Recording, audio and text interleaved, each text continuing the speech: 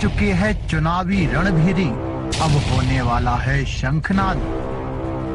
बिछ रही है चुनावी बिसात, किस करवट बैठेगा सियासत का ऊंट। नेता नहीं जनता तय करेगी किसकी बनाएगी अपनी सरकार। चुनाव से पहले चुनाव की बात,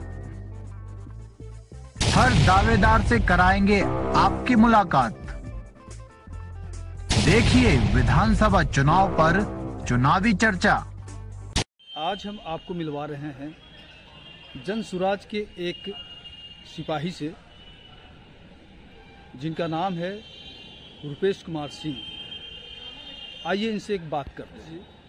आप एक प्रत्याशी के रूप में देखे जा रहे हैं जनसुराज के लिए, आप क्या कहेंगे इसके लिए?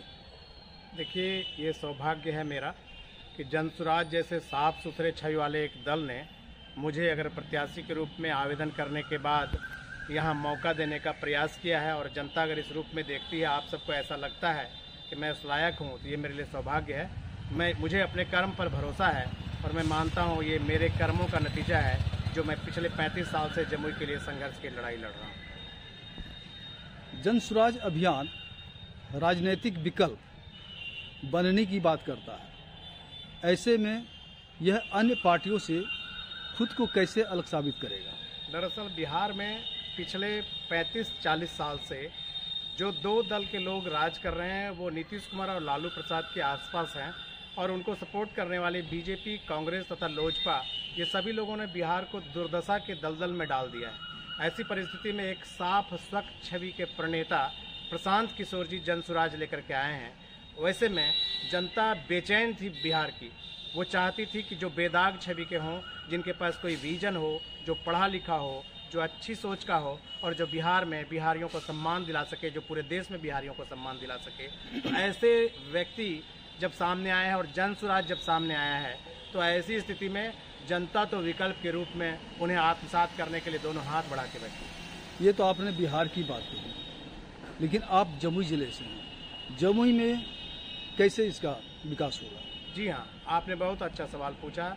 जो बिहार के परिप्रेक्ष्य में है, जमुई बिहार में सबसे पिछड़ा जिला है और सबसे अंतिम जिला भी कह सकते हैं आप, जो झारखंड के बॉर्डर से लगता है। यहाँ लोगों ने इस जिले को चारागाह बना करके रखा है। यहाँ दो परिवारों का वर्चस्व रहा और दोनों परिवारों की तीसरी पीढ़ी राजनीति में आकर के, और कहिए एक तरह से जमुई के लोगों को, जमुई की जनता को गुलाम बना करके रखे हुए हैं। और ऐसी परिस्थिति में विकल्प इसलिए है कि जो नेता हैं वो सभी नेता या तो बालू के ठेकेदार हैं, या वो ठेकेदारी कर रहे हैं, या उन्होंने राजनीति को अपना पैसा कमाने का जरिया बना रखा है। ऐसी परिस्थिति में जनता त्राही त्राही कर रही है। आप समझ सकते हैं कि 1991 में जिला बना है जमुई, और यहाँ एक बाईपास नहीं है। जब चुनाव आता है, हर चुनाव के बाद ये लोग बाईपास का ढिंडोरा पीटते हैं, लेकिन हर 5 साल के बाद फिर वही स्थिति बनी रहती है। आप अंदाजा करिए कि यहाँ बच्चों को, स्टूडेंट को जो पढ़ने के लिए नियोजन के लिए जो व्यवस्था थी, वो नियोजन के साधन यहाँ से उठा करके धधौर में पहुँचा दिया गया है, जो यहाँ से 15 किलोमीटर दूर है। आप समझ सकते हैं कि जो स्टूडेंट होता है उसके पॉकेट में 10 रुपया भी भाड़े का नहीं होता है, और यहाँ के कलेक्टर, एसपी ने अपना आवास कचहरी चौक के पास बना लिया और विद्यार्थियों के लिए उसे उठाकर धधौर पहुँचा दिया। ये विरोध कौन कर सकता था? विरोध यहाँ की जनता की आवाज़ नेता बनते, लेकिन नेता बालू, दारू और ठेकेदारी में पार्टनरशिप करके करोड़पति अरबपति बने हैं। ये भू माफिया बने बैठे। बिहार जैसे राज्य में जहां जातीय राजनीति गहरी है, वहां जनसुराज सामाजिक न्याय और समावेशिता के कैसे सुनिश्चित करेगा?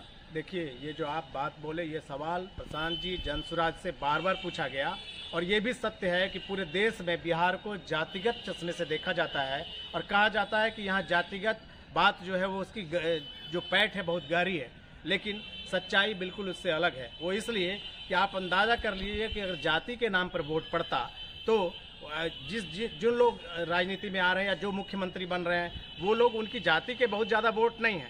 सवाल क्या है कि जब दो लूटने वाले, जो दो भ्रष्ट, दो जंगल राज, जैसे आप लालू प्रसाद की बात करेंगे तो वहाँ अपराधी का जंगल राज था, लेकिन अगर नीतीश कुमार की बात करेंगे तो यहाँ अपराधियों का जंगल राज है, वो शोषण कर रहे हैं जनता का।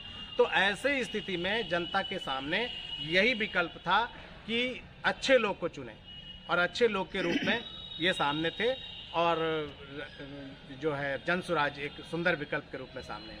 क्या जनसुराज के पास कोई ठोस आर्थिक नीति है? जनसुराज के पास ठोस आर्थिक नीति है, इसलिए है कि जनसुराज के प्रणेता प्रशांत किशोर जी ने विभिन्न दल और सरकारों को बनाया है। उन्होंने कई मुख्यमंत्री बनाए, प्रधानमंत्री को भी भारत में आसीन किया, और आप देख सकते हैं कि उन्होंने जिसे चुना उनके पास कोई विजन तो जरूर है, तभी जनता उनकी जय जयकार कर रही है। ऐसे व्यक्ति के हाथ में जब बिहार की बागडोर होगी तो उसके लिए पूरा आर्थिक ठोस योजना बनी हुई है। दूसरी बात, आप सीधे जमुई की बात कर लीजिए।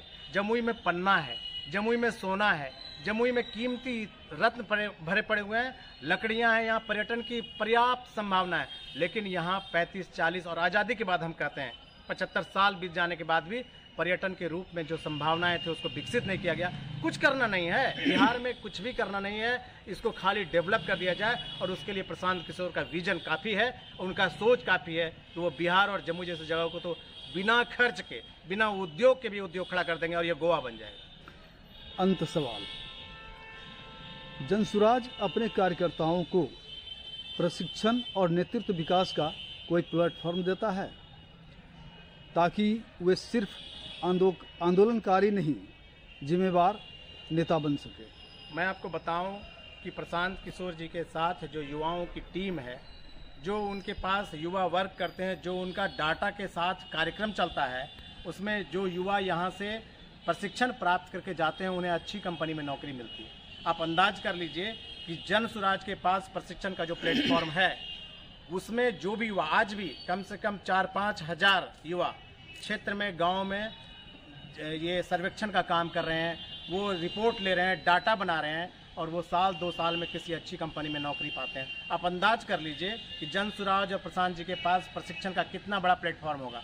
वो नेताओं को एक दिन भी कार्यक्रम के बिना नहीं छोड़ते हैं, हर दिन कार्यक्रम करना है। उन्होंने चाहे वो अनशन किया हो, चाहे वो सत्याग्रह किया हो, सत्याग्रह आश्रम में भी हर दिन प्रशिक्षण होता रहा, और ये प्रशिक्षण की कड़ी है। प्रशांत किशोर जी ने ये दिखाया है कि वो खुद प्रशिक्षण में है। वो खुद जब मोतिहारी से और भितिहरवा से पदयात्रा में चलते हैं तो वो भी प्रशिक्षण है, जब वो अनशन पर बैठते हैं वो भी प्रशिक्षण है, और जब वो गांव की गलियों में जाकर के बदलाव यात्रा के क्रम में लोगों से संवाद करते हैं तो वो भी प्रशिक्षण है, क्योंकि वो एक दूसरे से सीखते हैं। तो यहाँ तो नेता से लेकर के आम आदमी, इवन कि जो बढ़िया MBA किया हुआ स्टूडेंट है, जो लॉ का स्टूडेंट है, वो भी अभी इनके साथ ज्वाइन करता है, क्योंकि इससे अच्छा प्रशिक्षण का प्लेटफॉर्म हो ही नहीं सकता।